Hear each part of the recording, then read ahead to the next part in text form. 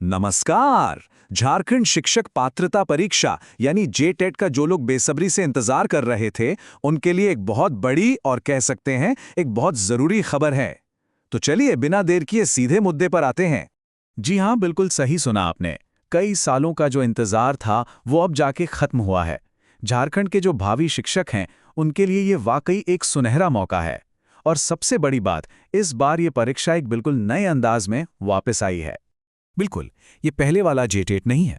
इस बार इसमें कई बड़े बदलाव हुए हैं, ऐसे बदलाव जो हर कैंडिडेट को जानना बेहद बेहद जरूरी है। तो आखिर क्या है वो बदलाव, चलिए एक एक करके समझते हैं। तो सबसे पहली और सबसे बड़ी बात, अब जो नया जेटेट होगा वो झारखंड शिक्षक पात्रता परीक्षा नियमावली 2026 के तहत होगा। मतलब जितने भी पुराने नियम थे वो सब अब खत्म। ये नई नियमावली ही सब कुछ तय करेगी। अच्छा, जो लोग शायद पहली बार इसके बारे में सुन रहे हैं, उन्हें बता दें कि जेटेट है क्या। देखिए, ये एक तरह की क्वालिफाइंग परीक्षा है। इसे पास करने के बाद ही कोई उम्मीदवार झारखंड के सरकारी स्कूलों में टीचर बनने की दौड़ में शामिल हो सकता है। अब बात करते हैं उन बड़े बदलावों की जिनका सीधा असर तैयारी और भविष्य दोनों पर पड़ने वाला है। चलिए देखते हैं सबसे पहला और शायद सबसे बड़ा बदलाव क्या है। ये देखिए, ये है सबसे बड़ी राहत की खबर। पहले क्या होता था, जेटेट का सर्टिफिकेट सिर्फ 7 साल के लिए वैलिड होता था, लेकिन अब नई नियमावली के हिसाब से ये सर्टिफिकेट हो गया है आजीवन, मतलब लाइफ टाइम वैलिड। जैसा कि स्क्रीन पे दिख रहा है, ये बात ऑफिशियल नोटिफिकेशन में भी साफ साफ लिखी हुई है। इसका सीधा मतलब है कि एक बार परीक्षा पास कर ली तो फिर बार बार एलिजिबिलिटी टेस्ट देने की टेंशन खत्म। अब जरा एग्जाम के स्ट्रक्चर को समझ लेते हैं। तो देखिए, जेटीएट में 2 पेपर होते हैं। पेपर 1 है प्राइमरी टीचर्स के लिए और पेपर 2 है अपर प्राइमरी टीचर्स के लिए।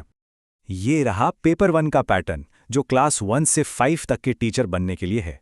इसमें 5 सेक्शन हैं और हर सेक्शन से 30 सवाल पूछे जाएंगे। सिंपल है, हर सवाल 1 नंबर का। और यह है पेपर 2 का पैटर्न, जो क्लास 6 से 8 के लिए है। इसमें पहले 3 सब्जेक्ट तो कॉमन ही हैं, लेकिन जो चौथा सब्जेक्ट है उसमें एक चॉइस है। उम्मीदवार या तो मैथ्स और साइंस चुन सकते हैं या फिर सोशल स्टडीज। और हाँ, दोनों ही पेपर्स के लिए कुछ बातें एकदम कॉमन हैं। कुल 150 सवाल होंगे 150 नंबर के लिए, और टाइम मिलेगा 150 मिनट, यानी पूरे 2.5 घंटे। और सबसे अच्छी बात, कोई नेगेटिव मार्किंग नहीं है। अब आते हैं सिलेबस पर, क्योंकि यहां भी एक बहुत ही बड़ा और पॉजिटिव बदलाव हुआ है। इस बदलाव से तैयारी करना अब पहले से ज्यादा आसान हो सकता है। जी हाँ, इस बार का जो जेटेट का सिलेबस है वो काफ़ी हद तक नेशनल लेवल पर होने वाले सीटेट एग्जाम के पैटर्न पर बेस्ड है। इससे उन लोगों को बहुत फायदा होगा जो सीटेट की तैयारी भी साथ में कर रहे हैं। एक उदाहरण से समझते हैं। पर्यावरण अध्ययन यानी ईवीएस का सिलेबस देखिए। इसमें वही 6 मेन थीम्स हैं जो सीटेट के सिलेबस में होती हैं, जैसे कि परिवार, भोजन, पानी, यात्रा। इससे बिल्कुल साफ हो जाता है कि अब तैयारी किस दिशा में करनी है। अब आते हैं सबसे ज़रूरी सवाल पर कि भाई इस एग्ज़ाम को पास करने के लिए नंबर कितने चाहिए। यहाँ पर पुराने नियमों को लेकर बहुत कन्फ्यूजन था, लेकिन अच्छी बात यह है कि अब उसे पूरी तरह से दूर कर दिया गया है। सबके मन में सबसे बड़ा सवाल यही रहता था कि क्या हर सेक्शन में अलग अलग पास होना ज़रूरी है।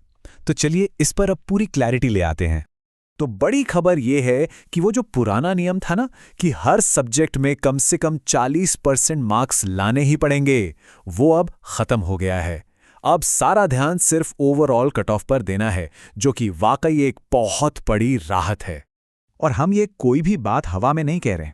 ये देखिए, ये ऑफिशियल नोटिफिकेशन का ही हिस्सा है, जिसमें पासिंग मार्क्स के बारे में साफ साफ बताया गया है। तो अब देखते हैं कि किस कैटेगरी के लिए कितने नंबर चाहिए। चलिए इसे एकदम आसान भाषा में समझते हैं। जो जनरल कैटेगरी के उम्मीदवार हैं, उन्हें पास होने के लिए कुल 60% मार्क्स लाने होंगे। ईबीसी, IBC2 और EWS कैटेगरी के लिए ये 55% है। और SC, ST, प्राचीन BC और दिव्यांग उम्मीदवारों को कम से कम 50% मार्क्स लाने होंगे। तो अब टारगेट बिल्कुल क्लियर है। तो एक क्लियर सिलेबस जो सीटेट पर आधारित है, एक ऐसा सर्टिफिकेट जो लाइफ टाइम वैलिड है, और सेक्शनल कट ऑफ का कोई झंझट नहीं। ये सारे बदलाव मिलकर इस जेटीटी को झारखंड के भावी शिक्षकों के लिए एक ऐतिहासिक अवसर बनाते हैं। अब सवाल बस ये है कि क्या उम्मीदवार इस मौके का पूरा फायदा उठा पाएंगे।